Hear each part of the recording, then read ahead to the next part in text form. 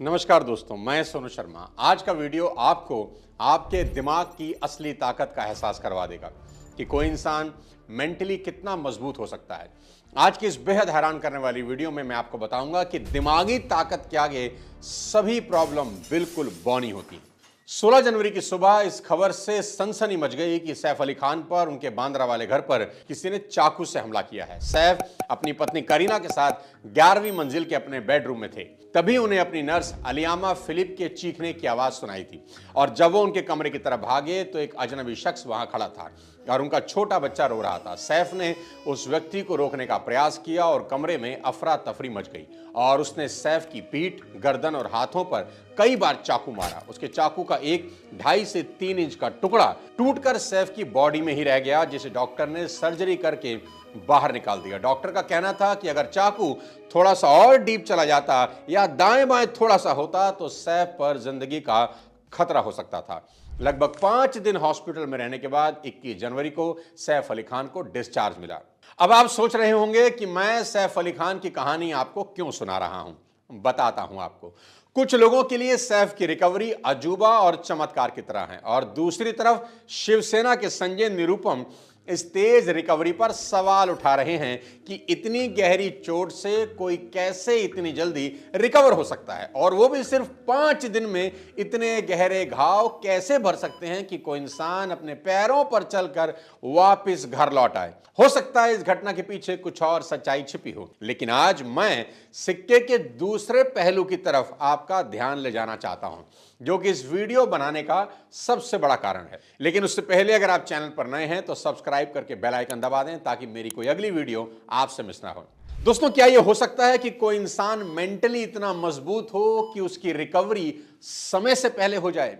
क्या सैफ अली खान मेंटली इतने मजबूत हैं कि वो मात्र 5 दिन में इतने बड़े जख्म के बाद अपने पैरों से खुद चलकर घर लौट आए? क्योंकि मेडिकल साइंस का तो यही मानना है कि इंसान की फिजिकल रिकवरी बहुत हद तक उसकी मेंटल स्ट्रेंथ पर डिपेंड करती है। इसकी सबसे बड़ी ताजा मिसाल हमें कुछ दिन पहले देखने को मिली क्रिकेटर ऋषभ पंत के केस में, जो कि मौत के मुंह से वापस निकल कर आ गए, जिनके एक्सीडेंट के बाद बहुत से लोगों ने यह कह दिया था कि खेलना तो बहुत दूर, अब ऋषभ पंत कभी ठीक से चल भी नहीं पाएंगे। लेकिन सिर्फ 14 महीने, जी हां, सिर्फ 14 महीने में ऋषभ पंत न सिर्फ ठीक हुए बल्कि T20 वर्ल्ड कप जीतने वाली टीम का हिस्सा बने। इसलिए सैफ अली खान की रिकवरी में जितना डॉक्टर का कमाल है उतना उनकी खुद की मेंटल स्ट्रेंथ का भी बहुत बड़ा रोल हो सकता है। लेकिन फिर भी अगर आपको यह सब इत्तेफाक लगता है तो इस वीडियो को आखिरी तक देखिए। मेरा दावा है कि आपकी सोच को आज 440 वॉट का झटका लगने वाला है, क्योंकि आज के इस वीडियो में मैं आपको ऐसे जाबाज बहादुर लोगों की कहानियां सुनाने वाला हूं जिन्होंने अपने हौसलों और जिद के आगे हर हादसे को बौना साबित कर दिया। और मेरी गारंटी है कि इस वीडियो को देखने समझने के बाद कोई नहीं पूछेगा कि सैफ इतनी जल्दी ठीक कैसे हो गए। तो हौसले और जिद की पहली कहानी है एक 13 साल की लड़की बेथनी हैमिल्टन।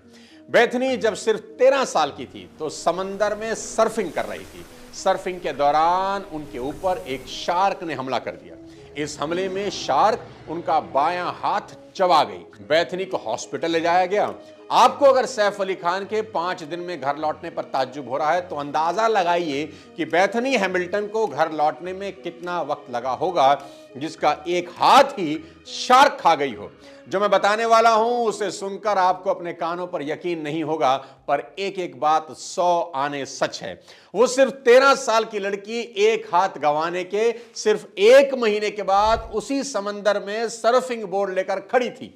पूरी दुनिया की मीडिया उस लड़की के हौसले और जिद को दांतों तले उंगली दबाए देख रही थी। आमतौर पर लोग ऐसे हादसों से फिजिकली रिकवर हो जाएं, पर मेंटली उन्हें जो सदमा लगता है उससे उबरने में सालों बीत जाते हैं। पर जैसा कि मैं कहता आया हूं कि मेंटल स्ट्रेंथ कितनी पावरफुल चीज है, आपको उसका अंदाजा भी नहीं है। पर टेंशन ना लीजिए, इस वीडियो की हर कहानी के साथ आपको आपके ब्रेन की पावर का अंदाजा लगता चला जाएगा। अगली ऐसी ही कहानी है एक 20 साल के नौजवान की जो भारत के लिए क्रिकेट खेलना चाहते थे।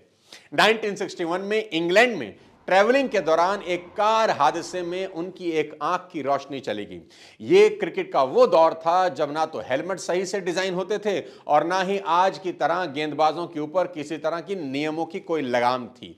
सही मायने में कहा जाए तो ये वो वक्त था जब टेस्ट मैच का असली मतलब होता था आग उगलती गेंदों के सामने बल्लेबाजों की काबिलियत का इम्तिहान।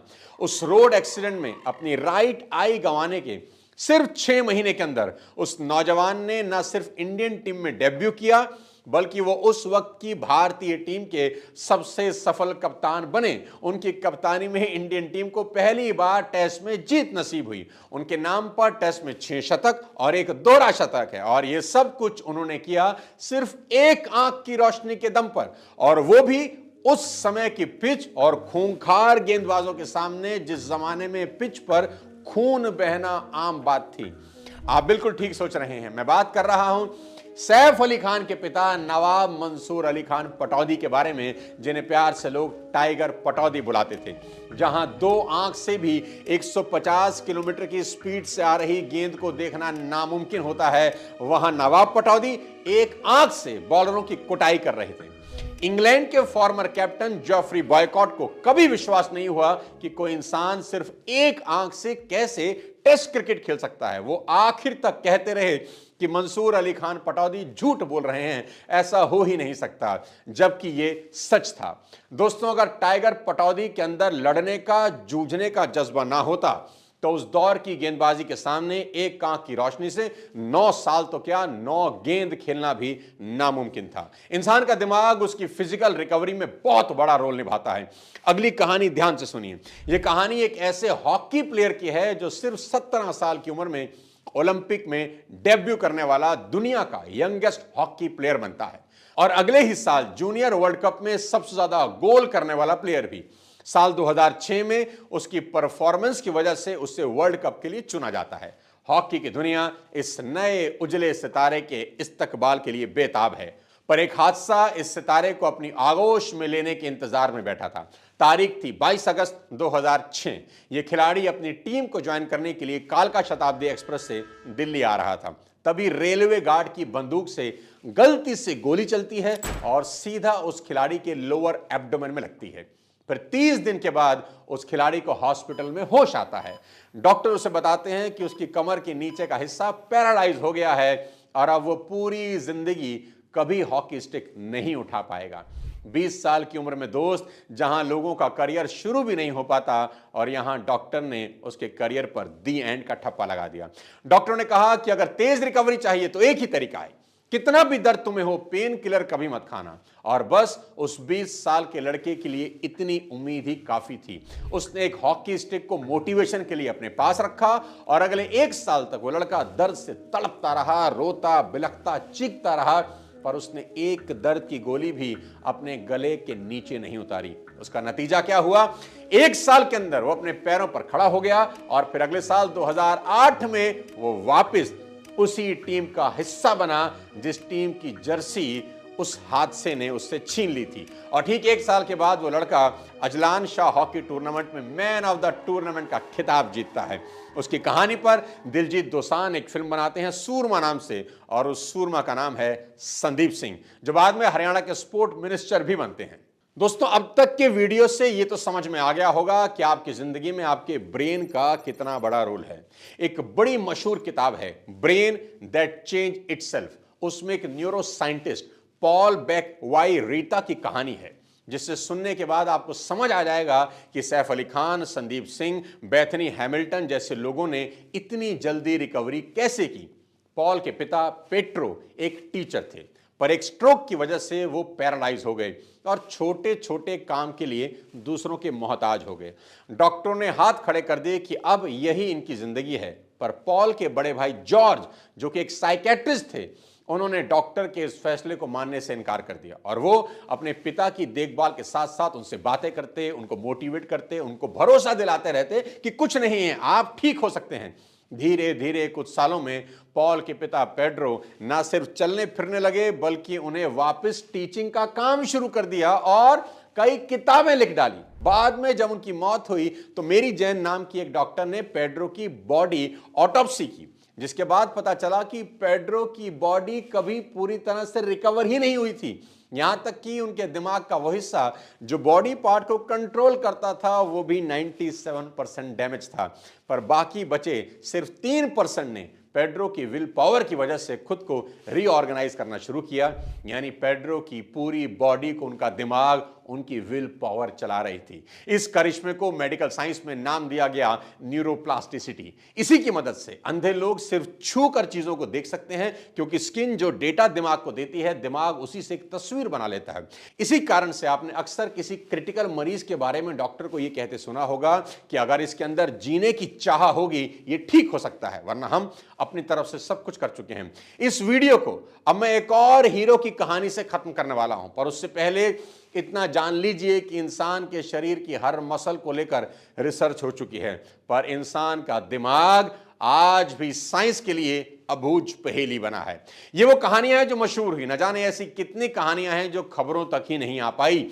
अगर आप भी किसी ऐसी कहानी को जानते हैं तो कमेंट में जरूर शेयर करें। अब आते हैं इस वीडियो की आखिरी कहानी पर। यह कहानी है एक वर्ल्ड चैंपियन की, जिनका नाम है निकी। निकी को फार्मूला 1 के इतिहास के महानतम रेसर्स में से गिना जाता है, पर उनकी महानता की सबसे बड़ी वजह उनकी कमबैक स्टोरी है। तारीख थी 1 अगस्त 1976। जर्मन ग्रैंड प्री में रेसर निकी अपनी फरारी चला रहे थे। अचानक उनकी फरारी का कंट्रोल बिगड़ा और वो क्रैश हो गई, और अगले ही पल फरारी में आग लग गई। और जब तक निकी को निकाला गया तब तक उनका चेहरा और हाथ बुरी तरह जल चुका था।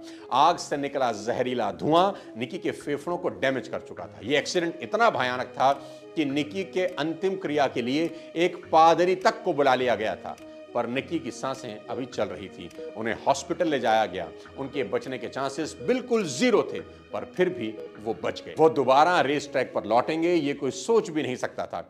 कुछ ही दिनों के बाद हॉस्पिटल से सीधा डायरेक्ट निकी रेस ट्रैक पर लौटने की तैयारी करने लगे। बेतहाशा दर्द भी निकी के हौसलों को दबा नहीं पाया, और ठीक 42 दिन के बाद 12 सितंबर 1976 को निकी रेस ट्रैक पर वापस लौटते हैं। दुनिया उनकी वापसी से ही हैरान थी, पर गाड़ी की तेज स्पीड से उठ रहे जानलेवा दर्द के बावजूद भी निकी ने रेस में चौथा नंबर हासिल किया। उस दिन दुनिया ने जब निकी के जले हुए चेहरे को देखा तो उन्हें वहां जख्म नहीं, एक इंसान का जुनून नजर आ रहा था। दोस्तों याद रखिए कि जब इंसान किसी चीज को करने के लिए जुनून की हद तक चला जाता है तो वो क्या कर सकता है इसकी कोई सीमा ही नहीं है। बस इतना ही कहूंगा कि हादसे इंसान को डरा सकते हैं, कमजोर कर सकते हैं, तोड़ भी सकते हैं, जला भी सकते हैं, पर दुनिया का कोई हादसा इंसान के हौसलों को नहीं हरा सकता।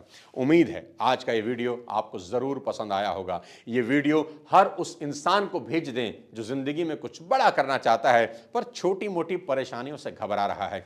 इस वीडियो को ज्यादा से ज्यादा लोगों में शेयर करें। कोई एक इंसान भी इस वीडियो को देखकर फिर से खड़ा हो गया तो मैं समझूंगा ये वीडियो बनाना सार्थक हो गया। जल्द मिलता हूं किसी नई इंटरेस्टिंग वीडियो के साथ। तब तक अपने स्वास्थ्य का ध्यान रखिए। Thank you so much. जय हिंद।